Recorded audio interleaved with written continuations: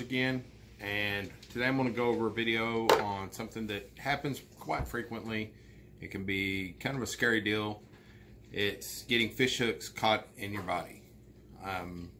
It's kind of basic first aid. First, I want to put the disclaimer: if you can, you're in an area, you may well go get this done by a medical professional, because they may have to deaden it depending on how deep it is.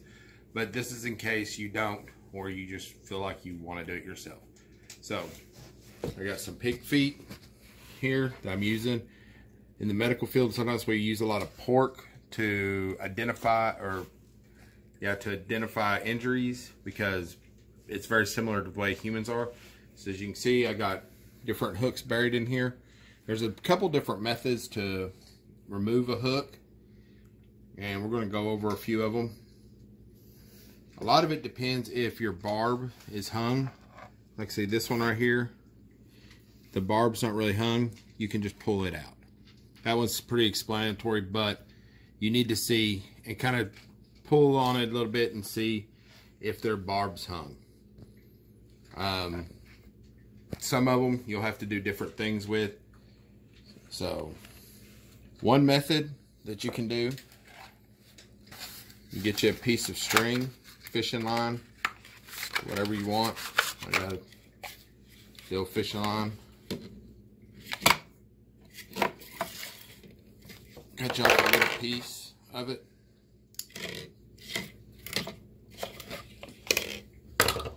Okay, so like this one right here, the barb is hung, but we don't want to cause any more damage than we have to. So you can put the string through it. Okay, and you're going to hold pressure up and out. You're going to push down on the back. This is going to help simulate so that it follows the path that it went in, so you're not causing any more damage. I don't know, can you see that? Now fishing string is really difficult to get a hold of, so you may try something else, but it's what I had. So see, pulled right out. You followed the track, so the barb came out in the same way it did. So some of them, like this one right here, it's a different style of hook. You can see it's hooked in there really deep, and it's got an extra little barb on it. We're going to do that same method with this one. Now remember, they're not going to, whoever's getting this done, it's not going to just lay there. But see, this one still has a string on it, so I wanted to show that. It gives you a little bit more that you can pull with. But you don't want to pull the hook deeper, you just want to help hold tension on it. Okay?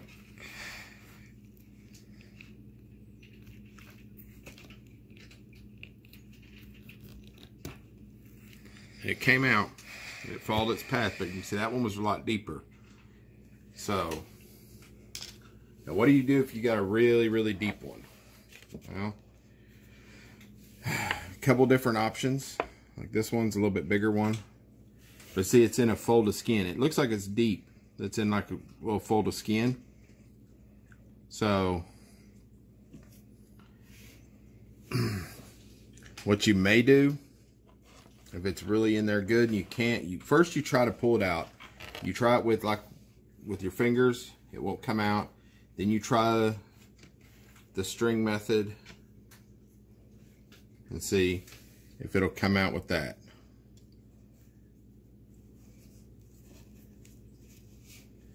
I'm going to use something a little bit bigger on this one. You can see it's a cord, so it gives me something to get a hold of. I'm going to hold down the end so it angles up. Try and hold it flat. See how hard I had to pull? It's difficult, but it's in this loose flap of skin. Now say that hadn't come out. This one's the worst way to do it. And it's one that they've taught for a long time. But if you can't do it like this one, I would probably try to get a hold of a doctor for something like this, because you want this deadened out. But say you're out fishing somewhere and you don't have the option. So something you can do is you push it the rest of the way through. Now pig skin is a little bit tougher than people's skin, but you just keep curving it around.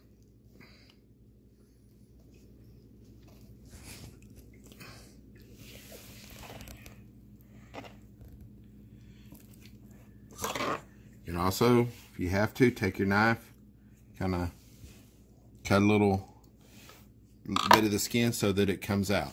See how I did that? Yes, this is going to hurt a lot. An awful lot. I cannot stress enough. This is like a last ditch effort if you got nothing. Find something, a Gerber, pair of wire cutters, something, some kind of tool.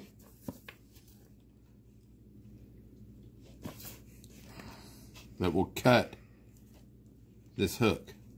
Because you want to cut the barb off. Okay. And then you just back it back out the way you came. That's it. Now, that being said, there's going to be, these pigs don't show it, there's going to be a lot of blood, and you're going to have, the fish hooks aren't clean. They've got bug guts and fish guts and all kinds of stuff and nasty water. These are going to be dirty puncture wounds. You want to keep them clean as best you can, especially these deep ones. You want to get them clean and put antibiotic soap and dress them with a Band-Aid, something, control the bleeding. Once you get that done, you definitely, I cannot stress it enough, go to a doctor, go to an ER, something like that, and get, because you're going to need to go on antibiotics, and these are probably going to need to be cleaned, and you're going to have to look for any kind of additional injury, because you can't see what's underneath that skin. It may have hooked into blood vessels and nerves and stuff like that. So now I'm going to show you. We'll go ahead and hook this one back in.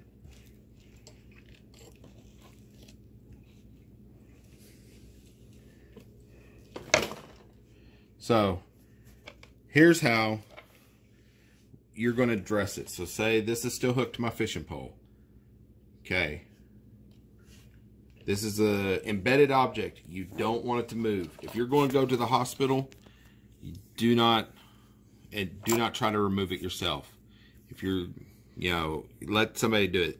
What I showed you, if it's buried, now if it's like real easy to pull out, you just pop it out and all that. But before I would go trying to run it back through, I would go look at going to a hospital, to a doctor's office, urgent care, something like that, where they can deaden this area and they can work with it. Showing you where you cut the tip off and all that, and maybe use a knife to open it up. That is extreme emergencies that you don't have a way to get there. But if you're going to a doctor's office, cut off the line like I just did. Okay. Now I want to bandage this to try to keep it from moving. It can be gauze, a Band-Aid, anything that you can put on here to keep this from moving. Because if it's in here moving, that barb is ripping stuff up. You don't want that. You want to try to get this to where, if you can lay it over on its side, if you have to put padding around the side of it, and it can be anything from a paper towel to your shirt sleeve, if you cut your sleeves off. It's why I stress first aid kits. But some way that you can secure this where it won't move, and then you take it into the hospital. Okay? That is the importance of it. Again, it may not look like a big wound, but you just took, this piece of metal You know, you can see the end of them hooks. You can see the barb. Some of them even have more barbs. You can see that one's got extra little barbs down here on the side. Catfish hooks sometimes even have a curve to them to where it will be hooked in. I don't have any of my catfish hooks here to show y'all, but to where it hooks in. And bigger hooks, you know, some hooks are, you know, that big. The other thing to take into account if somebody has a treble hook, and I do have a treble hook. This is out of my bug out bag. Let's see, I carry a little set of fishing stuff in there. This is a small treble hook. The problem with the treble hook is you have 3 of these, and you know, if you get 3 of them or 2 of them even embedded in, it's a lot harder to pull that out. Again, try to see if you can just pop it out. Maybe the barbs aren't hooked. You also do the string. You're going to pick up and pull. But if that thing's buried in there, go to a hospital. Secure it. Go to a hospital, because that is going to be a huge mess.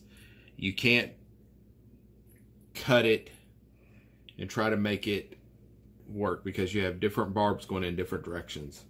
So, you know, we want to be safe. We all enjoy being outside, but these are safe things that we have to be ready. Again, try to see if it'll unpoke. If it's not got the barb in it, you might be able to just pull it out.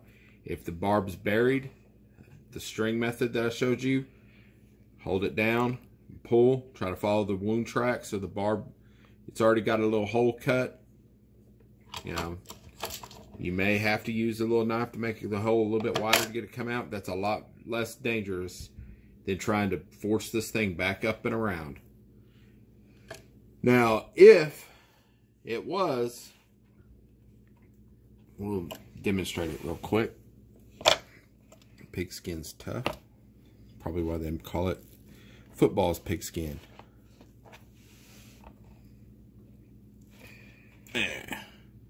But say you had something like that where you got it poking out both sides, which it's hard to see. It's out the other side. I can feel it. But anyways, or if it's not in that, you know, you have, I'll show you the other side of it. You know, you may have this thing buried through the skin, and it may be embedded into deep muscle tissue. You can't see, you can look right there.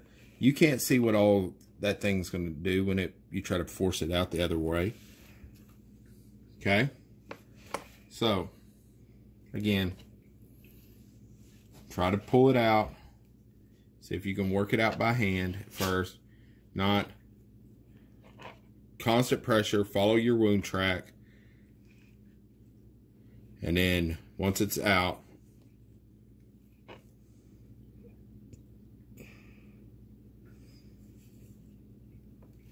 pigs are hard to work with, but we'll go back to using something thicker.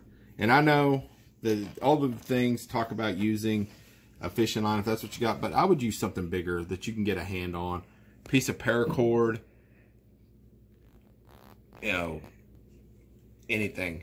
Another thing you can also use is pliers or a pair of forceps. That way you can grab it and hold it and get it to pull. You might be able to get it to pull out.